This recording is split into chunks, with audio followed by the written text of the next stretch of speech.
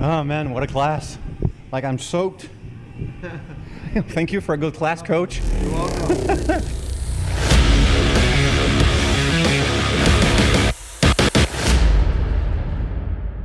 How are you doing, Saito? Welcome back to Saint-Julie, Quebec, Canada, inside my podcast dojo. I am Sensei Pascal. This is the Sensei Says podcast, and my mission, my passion, if you will, is to deliver you weekly discussions with successful people from which I dig out some actionable advice, helping you and me improve on our lives. If you haven't done so already, please don't forget to subscribe.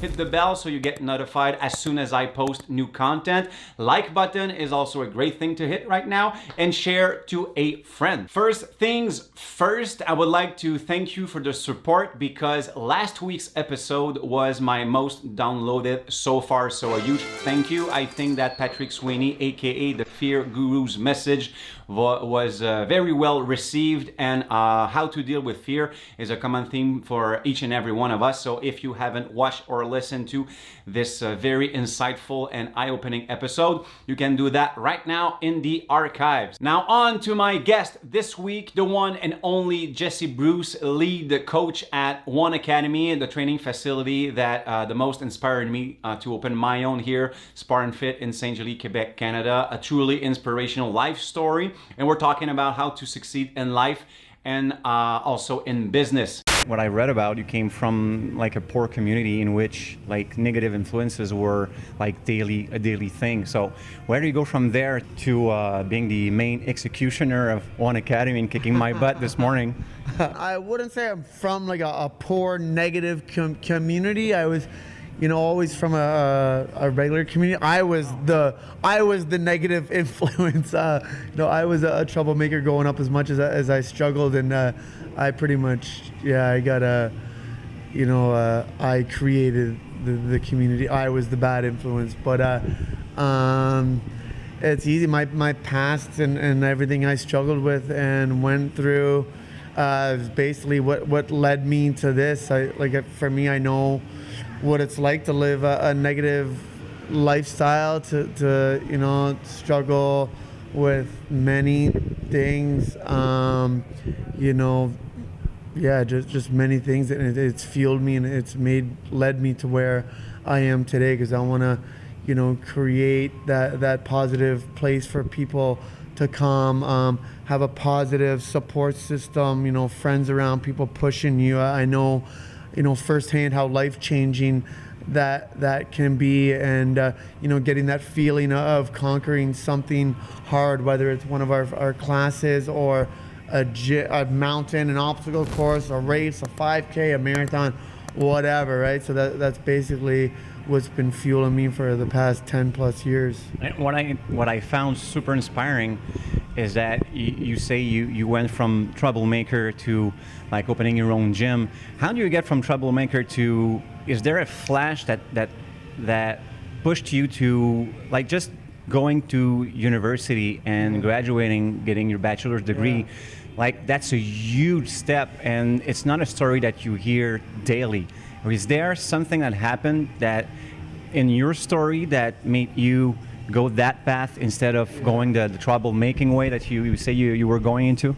Yeah, well, there was, it was a long grind, a long time. I would say at first I was just so sick and tired of being a loser. I didn't have anything. I didn't have my high school. I had lost my license. I couldn't hold a job. I was addicted to drugs and alcohol. I had zero hope. I didn't think I would, be successful at all. And I was just, wasting my life drinking and doing drugs. And I had to, because at the time it was the only thing that numbed that sadness and pain I was dealing with inside. And every time after you're done your 4 or 5 day binge, I would just feel awful, and I was just so sick and tired of it. And I finally made some decisions, like I'm gonna fight. I gotta work hard, and it was going back to night school at first to finish high school credit so I can get into the college course I wanted. Going to college, and I was still struggling. I was still drinking, and but I got good marks, and I was working hard every day, all day, and I got good marks and got accepted into university, and that's where I discovered being a part of a cross country team that was life changing for me, because that's where being part of a positive community changed my life and made it such a positive impact, and I wanted to give that to other people. It was about the same time obstacle course racing was getting really popular. It was 7-8 years ago. Went out and did that. I loved it. My strength background and my new cross-country running gave me the skills to be good at it. And then just, from there, it was hard work. I graduated university. I wanted to start a business. I didn't know how, so I went to business school. I took business management at college, still running cross-country. I entered a pitch competition, about my new company. I won it. I worked my butt off on a business plan. I got an investor. I bought a van. I filled it up with equipment. I ran these boot camp / obstacle course training programs at parks and Little Hills in Toronto and Etobicoke. And from there, moved into a facility. Not as much support around me. It was hard. It was difficult. As much as it was a success in that we grew an amazing army and people who are some of my best friends today, and we built that initial community. That company the company itself would fail, but something magical and amazing had already started. And then I got a good support system around me from there, and people who specialize in certain things, and I partnered up with my partners in one academy, and brought in one of my friends who's amazing, who helped us get this place going. And again, it's the people around you, the community, from my business partners to the members of the gym. Everybody has had such a huge part in making this what it is. It's funny that the community from day one, that little cross country team, and then the community that I'm a part of now has made this gym what it is, right? So I'm only a small part of this place. What I find fascinating in your story, hearing you speak, is that there was a duality, like going back to college and getting your degree at university, but you're saying that you were still being involved in some bad habits. So there was a duality. I find that fascinating. Yeah. One side, you're like the dark side. On the other, though, there's that inner voice, inner spirit that doesn't die, that keeps you going daily. Like you're the perfect mix of that white and black, that yin yang. How could you describe that way of thinking back then? Well, it's like, for me, I'm a recovering drug addict and alcoholic, so I was dealing with that addiction. But I think it also helped because I got addicted from square one in college to getting good marks. I remember the first test I wrote, I was terrified I was going to fail this thing, and this was my one shot at a good life. I studied for two days straight for that thing. I stayed up the entire night the night before. I wrote that test and I got the highest mark in the class and almost got perfect. And I remember such a good feeling after, never getting good marks in anything in high school. So I got hooked on that, but then I was fighting to do homework, but I was still dealing with my addictions. I was still trying to fit in. Like, I still thought maybe I could go out and go to the bar and drink like a normal person, but when you're an alcoholic, you can't. It comes to terms eventually that I cannot drink like a normal person. When some people start, they can stop and go home. Me, I'm still out partying 4 days later until I end up back in jail or whatever, or just completely sick. But so what would be the source of that super powerful, I would say, quote unquote, Jedi voice inside of you that gets you going to school, having good marks, and performing here as a businessman? Yeah, I think part of it is the fear of failure and going back to where I was before, and just like you have to keep going, and then for a while,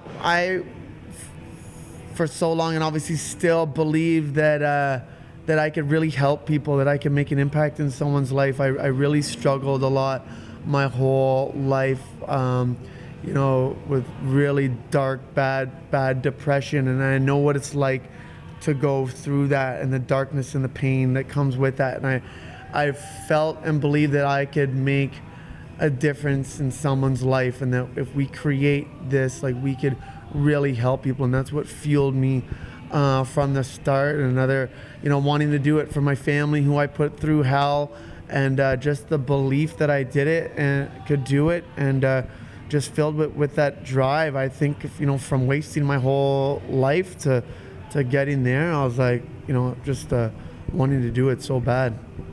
And every time I come here, I'm so impressed with the quality of the establishment, and you guys keep on improving stuff and growing. There's always that facade of everything going right and well, and the good side, I'd say, of being a businessman.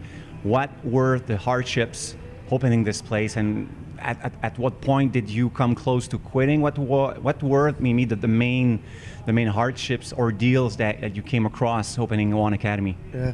Well, I think was getting it open to begin with, and finding a facility. And even this place, we looked at it 3 times before we finally took it, because it's so massive. We were like, my last gym was 3 times as small as this. So we were looking at it and we were like, how the heck are we gonna, generate enough revenue to be able to pay even the rent? So there was that, all the problems with, this thing was basically an empty box. So we had to get it like the plumbing, like there was nothing in it. We had to dig for the plumbing, the piping, to get permits for everything, all the electricity, everything. The floor was on a slant. We had to get level, everything. This place was empty, and we had to get it.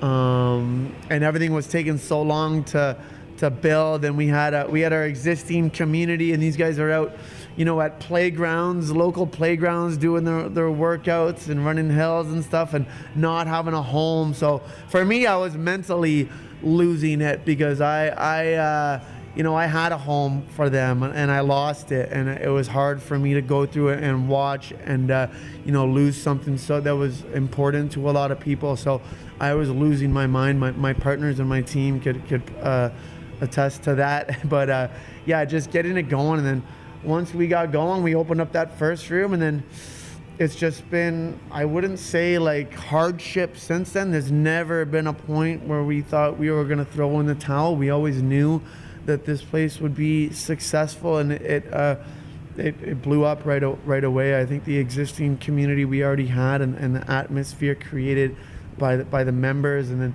this community around here in Leslieville, Toronto, and it's just been a good mashup, and it's been growing ever since. So it's never been thrown in the towel. It's always been, how do we keep making this place better? How do we keep growing it? How do we satisfy our members and keep growing this place? What would be maybe your 3 key points on either opening a gym or on any other personal or professional undertaking? I guess, opening up a gym, one of the biggest things is finding the right people around you to work with. For me, I have a passion for fitness and the training, and I'm a dreamer, and I want to see all these things come to life. And I do have some business sense, but like, you need to build something amazing. You do need people to support you, people that specialize, people that have experience themselves. You want to be able to lean on them. You can't do everything yourself. I tried to do everything myself with a previous business, and it was too much, and it failed. And and there's be ready to, it's a 7-day-a-week, all day thing. Believe in it. You gotta sacrifice. You're gonna have to give up your social life, whatever. My life is my business, our business, my training, and my new dog. And that's that, right? There's no Friday, Saturday nights. There's no whatever. It's racing, training, business. That's it, right? And just between the believing in it and working your ass off for it, finding the right team, and that'll get you going right there. All right, so thank you, Coach, for an amazing ass-kicking class this morning. We're going to be back pretty soon after I'm going to try to have a shower now. Yeah, I think I'm still feeling all of those push-ups I did at One Academy.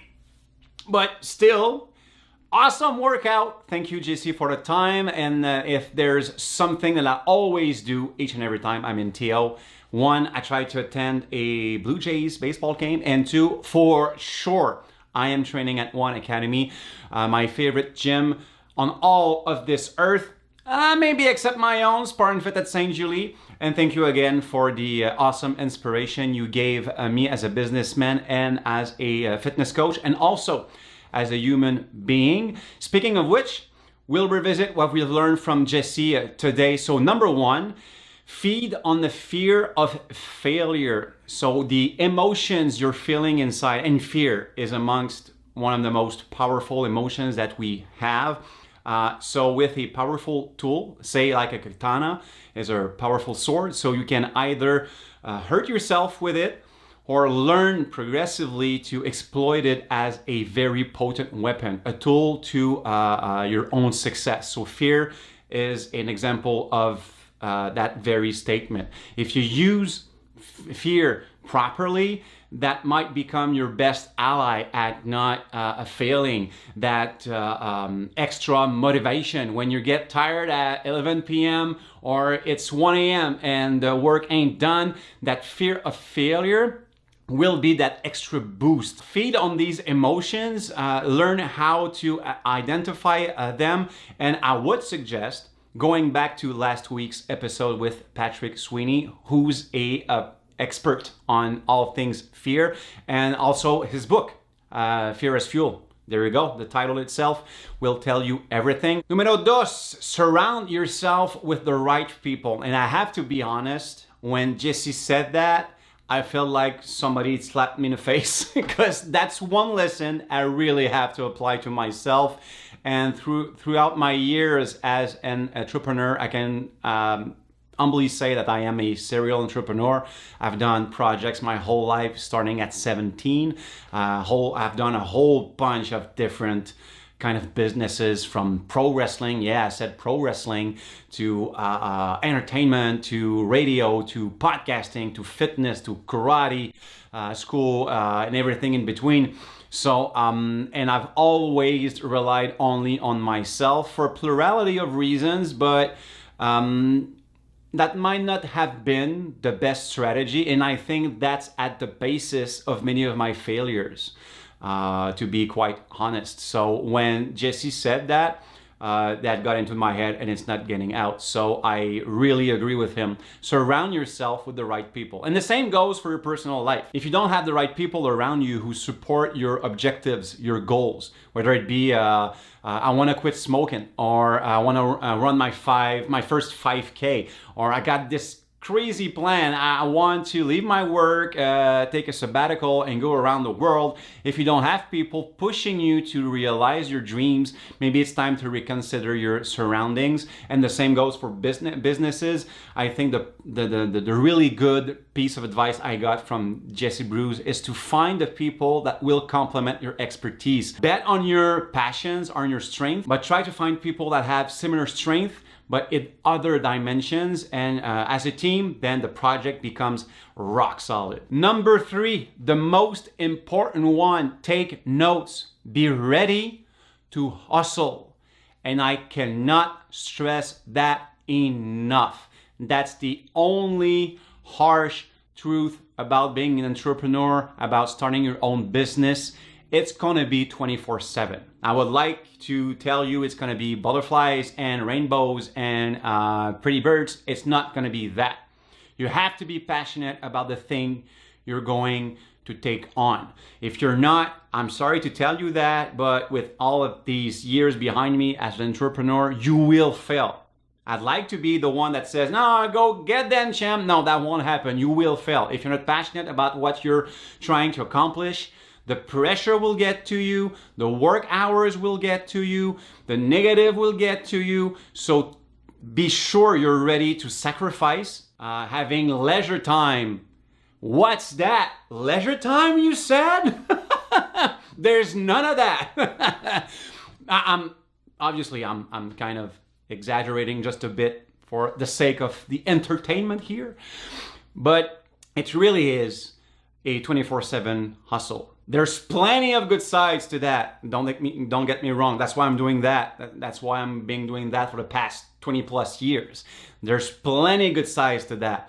The main one being you're doing what you love to do. And to me, that's a privilege in this life, on this planet, to be able to do what you enjoy doing. For me, I think it's way worth the sacrifices. And again, this is a lifestyle, is not meant for everyone. Doesn't mean you're bad at it or it's just not meant for everyone. It appeals to a certain type of people, and it will work with a certain microscopic portion of these interested people. So just be sure you're the right person to do that. Evaluate if you can live with the pressure. If you can live with the negative, all the positive are going to be bonuses. So you're going to be well with that, but be ready to hustle. Now it's your turn. Do you have a business? Are you thinking about starting one? Are you a successful businessman? Are you a successful person? Leave in the comments how you achieve that. What's your advice for all of our community? Leave that in the comments, or reach me at my Twitter, on my Twitter at Sensei Pascal or at Sensei Says Pod. Same for Facebook or Instagram. If you enjoy the advice you're getting from my podcast, don't forget to subscribe, hit the bell so you get notified as soon as I post new content. Hit also the thumbs up, the like button. That's also super important. Leave a review, especially on Apple Podcast, and share to at least a friend to help him or her out. If you want to get the episodes fast and first, you can subscribe to the newsletter senseisays.link/sign up. Drop me a tweet or an email if you want to see a particular guest on the podcast. Go nuts through the archives. We've got a plurality of really interesting people you can consult. And on that note, Saito, I'm going to see you next week. You are dismissed. Yeah, that's the Campo sign. You don't have to go through a near-death experience to change your life, because on the other side of fear is where all your dreams live. But most people are just afraid to charge at that wall. People wake up in deficit, and it's by design. And you wake up in the morning, the alarm goes off, it's like, oh my God, I need a coffee. You don't need anything, your eyes open. Clearly, you're in surplus at this point.